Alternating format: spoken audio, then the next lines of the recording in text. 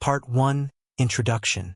There are certain moments in life, quiet, unassuming moments where something shifts inside us. Sometimes it happens when we are staring at a city skyline from a bus window, wondering why we still feel lost despite doing everything right. Sometimes it happens in the middle of a conversation, when a single sentence lands with more force than we expect. And sometimes the realization comes not as a whisper, but as a strike. Life is not what we believed it to be. We grow up surrounded by comforting promises. Work hard and you will succeed. Be kind and people will treat you fairly. Stay patient and life will reward you. Most of us cling to these ideas the way a child clings to a blanket on a stormy night. Not because they are proven, but because they make the world feel bearable.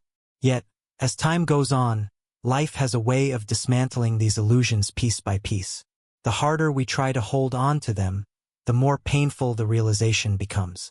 The Stoic philosophers, Marcus Aurelius, Epictetus, Seneca, Musonius Rufus, did not build their lives on comforting illusions.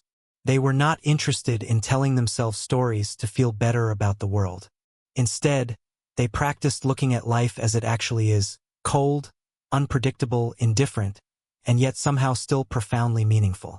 Stoicism is not the art of suppressing emotions, nor is it the call to become hardened or detached. It is the discipline of seeing clearly. To see clearly means to understand that most people do not act from reason, but from fear, desire, or insecurity. People act in their own self-interest, even when they claim otherwise. The stories we tell ourselves about who we are often carefully constructed shields against uncomfortable truths. The pursuit of growth demands discomfort. And in the end, the only guarantee we have is that our time here is limited. These truths are not meant to discourage you. They are meant to free you. The philosopher Seneca wrote that the person who has truly learned how to live has also learned how to die. Not because they seek death, but because awareness of mortality clarifies everything. When we remember that the time allotted to us is finite, the trivial loses its grip. Our priorities sharpen. We begin to choose with intention. This script is not simply a reinterpretation of ideas. It is a guided journey through some of the most confronting lessons the Stoics ever taught. Lessons that are not gentle. Lessons that do not soothe. Lessons that demand something of you. This is not about becoming emotionless. It is about becoming unmistakably awake. Part 2. The core problems. Illusions, emotional bias, and self-deception. There is a quiet tragedy unfolding in the way most of us move through the world. We believe we are thinking, when in reality we are reacting. We believe we are choosing, when in truth we are following impulses we barely understand. We believe we know ourselves, our motives, our values, our strengths. Yet many of our actions contradict the identity we claim. The Stoics saw this clearly long before modern psychology gave us language for it. Today, cognitive scientists describe human behavior as emotional first, rational second. The Stoics would have simply said, a person is controlled by what they have not yet learned to understand. We live under illusions not because we are weak, but because the world encourages them. Illusion 1. I am rational. Most of us like to imagine that our decisions arise from deliberate thought. We tell ourselves that we compare options, evaluate pros and cons, and arrive at conclusions through logic. But if we look more honestly, we discover something very different. We buy things not because we need them, but because they signal who we hope to be. We argue not to understand, but to defend our pride. We pursue goals not out of clarity, but out of fear of being left behind. We don't choose in order to think. We choose in order to feel something. The Stoic emperor Marcus Aurelius wrote in Meditations, "You have power over your mind, not outside events. Realize this, and you will find strength." This was not a motivational slogan. It was a diagnosis. Marcus had seen the most powerful men in the Roman Empire undone by rage, jealousy, fear, and insecurity. These men could command armies, not themselves. Their emotions ruled them like tyrants. A person who cannot question their emotional impulses is not in control. They are being controlled. Illusion 2. People act with goodwill. The next illusion is more uncomfortable. we are taught to assume the best in others. As children, we are told that kindness is returned with kindness, and that people will respect us if we respect them. But life proves otherwise. People act from self-preservation, social positioning, fear of irrelevance, desire for belonging, the need to be seen as good, the hunger to feel important. Sometimes their kindness is genuine. Often it is transactional. And frequently, even they don't realize the self-interest beneath their behavior. To recognize this is not to become cynical, it is to grow accurate. The Stoic view is simple. Do not hate people for being what they are. Understand them, and respond with clarity rather than expectation. Once we understand that others are guided by their incentives, validation needs, and insecurities, we stop expecting them to act differently. We stop taking betrayal personally. We stop placing our emotional safety in the hands of other people's choices. And that is when we become free. Illusion 3. I am who I believe myself to be. Perhaps the most painful illusion is the story we tell about ourselves. We all carry an identity, a narrative about who we are, where we are going, and what kind of person we want to believe ourselves to be. But if we look closely, we discover that much of this story was not written by us at all. Family expectations shaped parts of us. A society rewarded certain behaviors and punished others. The fear of being rejected taught us to hide certain truths. Our desire to belong encouraged us to mimic others instead of becoming ourselves. So we built a self not by choosing but by adapting. To confront this is uncomfortable. It requires admitting that our self-image may be less a discovery and more a defense mechanism. Epictetus taught, if you want to improve, first be willing to be thought foolish and stupid. Why foolish? Because the moment you admit you don't fully know yourself, the structures of ego begin to crumble. And ego does not die quietly. Why we cling to illusions? The illusions persist not because we are blind, but because we are afraid. We fear what will happen if we admit our emotions guide us, what we may learn if we question the motives of others, what we would see if we examined our own flaws without defense. It's easier to maintain a comfortable fiction than to face a difficult truth. The Stoics knew that the most dangerous lies are not the lies told to us by others, but the ones we tell ourselves to avoid discomfort. To say, I am rational, is easier than admitting, I make choices based on insecurity. To say, people will treat me fairly, is easier than accepting, I must learn to navigate others' incentives. To say, I know myself, is easier than asking, what am I avoiding? The emotional trap. Emotional impulses have evolutionary roots. The brain is wired to respond first to threat, loss, and belonging. Our reasoning mind, the part that reflects, evaluates, and chooses, arrives second, often too late. So the Stoics developed a discipline, the pause, the space between stimulus and action, the breath before responding, the moment where awareness enters. A person who reacts immediately has no freedom. A person who pauses has the power to choose. That pause is where life begins to change. The cycle of self-deception. Without awareness, life becomes cyclical. 1. We act on an emotional impulse. 2. The result hurts us. 3. We blame circumstances instead of our internal state. 4. We continue the same patterns. This is how years go by. This is how decades are lost. This is how a life is lived without ever being examined. The Stoics saw that suffering rooted in self-deception is avoidable, but only if we are willing to see clearly. What it means to see clearly. To see clearly is to recognize the emotion rising before it becomes action. Identify the incentives that influence others. Question the identity you cling to. Allow truths to be uncomfortable without running from them. Replace expectations with understanding. Replace reaction with response. Clarity is not comfortable, but it is liberating. Once the illusions fall away, people become easier to understand. Choices become easier to make. Pain becomes easier to carry. And life becomes easier to live. This is the beginning of real self-mastery. And it leads us to the next question. If illusions and emotional reactions cause suffering, what worldview can free us from them? This is where Stoicism enters, not as a philosophy to admire, but as a practice to live. Part 3: Seeing clearly, strengthening the mind, and reclaiming agency. If the core problem is illusion, then the solution is clarity. If the core problem is emotional reactivity, then the solution is inner steadiness. If the core problem is self-deception, then the solution is the courage to look at oneself without flinching. Stoicism begins here. Not in temples, not in rituals, not in the recitation of quotes, but in the quiet, often uncomfortable act of seeing things as they are. Marcus Aurelius wrote in his private journal, "If you can cut through the surface, you will see reality for what it is. And once seen, it no longer has the power to disturb you." This is the heart of the Stoic solution. Clarity weakens chaos. Understanding reduces suffering. But clarity is not passive. It is a discipline. 1. Learning to see reality without the story.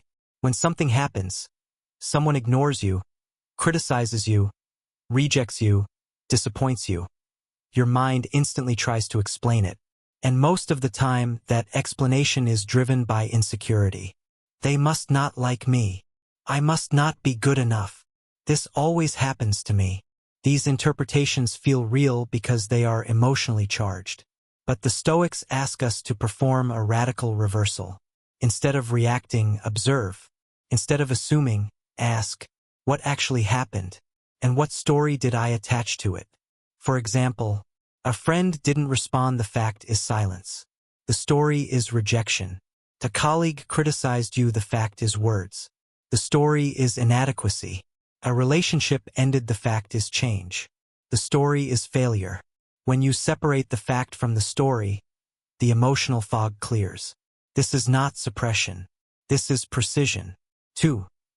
Strengthening the mind through exposure, not avoidance. Modern comfort culture teaches avoidance. Avoid discomfort. Avoid conflict. Avoid uncertainty. Avoid emotional intensity. Stoicism teaches the opposite. Strength comes from entering discomfort with awareness. Epictetus told his students, when something difficult happens, you do not say, "Why me?" Instead say, "What is this training me for?" The Stoic mind is trained by sitting with discomfort instead of numbing it, facing truths instead of hiding from them, choosing actions based on principles, not impulses. This is how resilience is built, not by force but by familiarity. What once overwhelmed you becomes manageable. What once frightened you becomes understandable. 3. Reclaiming agency, the only real freedom. The most foundational Stoic principle is simple. Some things are within your control. Most things are not. And nearly all suffering comes from confusing the two. What you cannot control. Other people's behavior. Their opinions. Their decisions. The outcome of events. The past. The future. What you can control. Your response. Your interpretation. Your choices. The standards you hold yourself to. The values you act from. The Stoics call this the inner citadel. The sacred space within you that cannot be touched by circumstances. Marcus Aurelius described it as a fortress that stands even when the world attacks it. When you stop spending energy on what is outside your control, you reclaim your power. Suddenly, life stops feeling like something that is happening to you and becomes something you are participating in. This shift is subtle, but once it happens, everything changes. Do you stop chasing validation? Do you stop fearing rejection? Do you stop being controlled by external events? Because you understand that your worth, your stability, your peace do not come from outside. They come from within. 4. Becoming the one who responds, not reacts. Most people react. The Stoic chooses. The space between trigger and response is where self-mastery is built. Someone insulting you does not force you to be offended. An unexpected loss does not force you to collapse. A rejection does not force you to feel unworthy. There is a moment, brief but real, in which you get to decide who you will be in this moment, what values you will act from, what kind of character you are choosing to embody. The Stoics understood, you cannot control the world, but you can control how you move through it. And the one who controls his response controls his life. 5. A new way of being in the world. The Stoic solution is not about becoming emotionless. It is about becoming undisturbed. Not cold, not distant, but centered. You are no longer shaken by chaos because you are rooted in what cannot be taken from you. Your principles, your clarity, your agency, your ability to choose your response. When you walk through the world this way, people feel it. Not because you try to project strength, but because you are no longer dependent on anything outside yourself. This is the quiet power that cannot be faked. This is what the Stoics meant by freedom. Part 4. How to practice this daily and transform conversations, relationships, and identity. Understanding Stoicism intellectually is not enough. Reading quotes, agreeing with ideas, nodding in recognition, none of that changes your life. Change happens only when the philosophy becomes behavior. When it enters your tone, your posture, your timing, your internal vocabulary, your daily responses. So we now shift from principle to practice. These are not tips. They are disciplines. Daily, subtle, internal, quiet, but transformative. 1. The 3-second pause, the foundation of self-mastery. Most people react instantly. They speak before thinking. They defend before understanding. They take offense before interpreting. Stoicism introduces a simple rule. Pause for 3 seconds before responding. Not to disengage, not to appear calm, but to give your mind a moment to see clearly. In those 3 seconds, ask, what is the actual fact here? What story is my emotion trying to attach to it? Who do I want to be in this moment? This single practice removes emotional impulsivity, prevents escalation, strengthens presence, builds authority, and trains your internal observer, your clarity. A person who responds slowly is perceived as confident. But more importantly, they are in control. This is the beginning of power. 2. The skill of not taking things personally. Almost everything people say, do, or express is a reflection of their internal state, not yours. Their mood, their fears, their insecurities, their expectations, their worldview, their level of self-awareness. When someone disrespects you, dismisses you, overlooks you, interrupts you, your mind instantly tries to make it personal. But the Stoic does this instead. This is about them, not me. Not as a defense mechanism, but as an accurate perception of reality. This one shift changes arguments into observation, conflict into information, criticism into clarity, rejection into alignment. When you stop taking things personally, you stop bleeding energy. You become difficult to destabilize, and people feel it. 3. The discipline of speaking less. Most people talk to relieve anxiety. They fill silence because silence makes them feel exposed. The Stoic practices the opposite. Speak only when the words serve a purpose. Not every thought needs to be voiced. Not every emotion needs to be explained. Not every moment needs commentary. Marcus Aurelius wrote, "Be silent, or say something better than silence." When you speak less, your words gain weight. Your presence deepens. Your thinking becomes clearer. Your emotional reactions lose their grip. Silence is not emptiness. Silence is authority. 4. Turning emotional pain into fuel. When something triggers you, jealousy, insecurity, rejection, anger, disappointment, most people try to escape it. They distract themselves. They numb. They deny. The Stoic does something different. They turn toward it. Not to be consumed by the emotion, but to study it. Ask, what is this emotion revealing about me? What expectation was I holding that reality did not fulfill? Why did this matter so deeply? Emotions are not obstacles, they are messages. Pain is not something to avoid, it is something to learn from. This is how emotional wounds become training instead of scars. 5. Standards, feelings. Your life is currently shaped by how easily you are influenced by your moods. How quickly you abandon discipline when uncomfortable. How often you negotiate with yourself when resistance appears. The Stoic reverses this dynamic. Your standards become the governing force. Do you wake up when you said you would, even if you don't feel like it? Do you speak with integrity even when lying would be easier? Do you remain steady even when others try to provoke reaction? Do you choose what is right, not what is convenient? Standards build self-trust. Self-trust builds identity. Identity shapes destiny. You are not what you say you value. You are what you do consistently. 6. How this transforms relationships. When you stop needing others to behave a certain way in order for you to feel stable, relationships shift fundamentally. You no longer chase, beg, over-explain, try to control, fear loss, seek constant reassurance. Instead, your presence communicates. I choose to be here, but I do not need to be here. This is where attraction, respect, and admiration are born, not from force, not from detachment, but from inner fullness. People trust those who are grounded. People follow those who are calm. People respect those who do not need validation. This is what gives you presence. Not loudness, not dominance, but centeredness. 7. How this transforms identity. At some point, the practices stop being practices. They become your natural state. You don't have to remind yourself to pause, you simply do. You don't have to remind yourself to detach, you simply see clearly. You don't have to pretend confidence, you simply do not need permission. Your identity shifts from, I am someone trying to be calm, to I am someone who is not easily moved.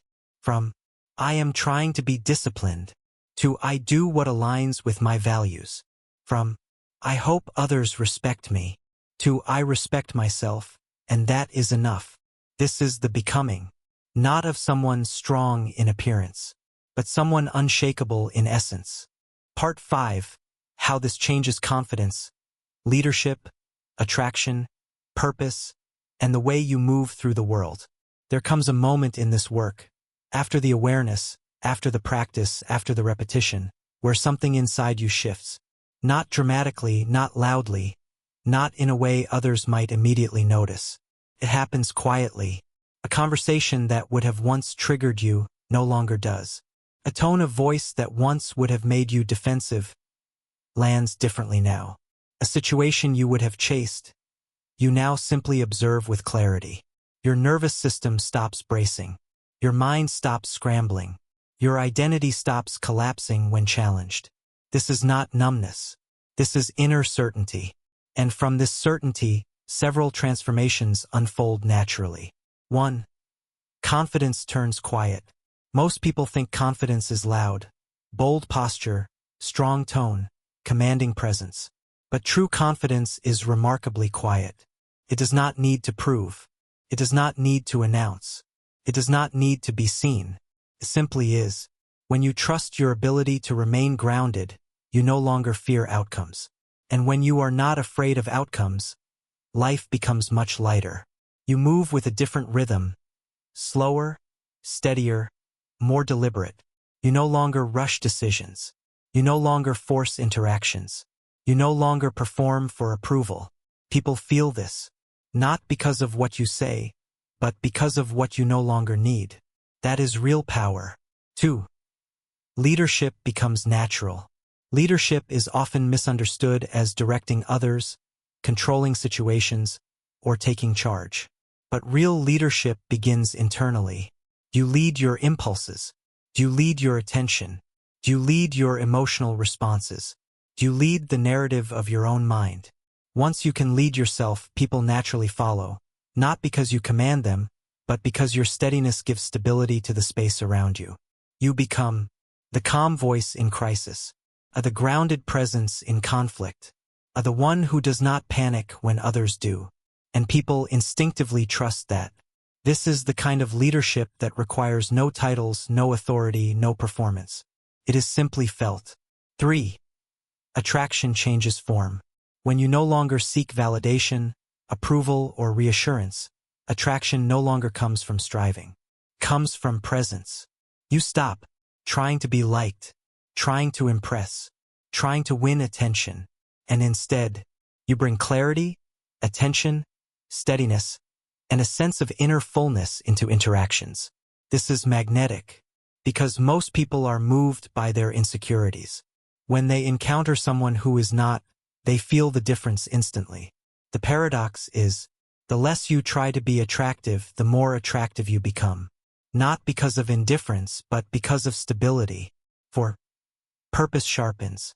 When your mind is no longer clouded by emotional noise, the deeper direction of your life becomes clearer. You begin to ask, what is worth giving my strength to? What is worth my time, my attention, my life energy?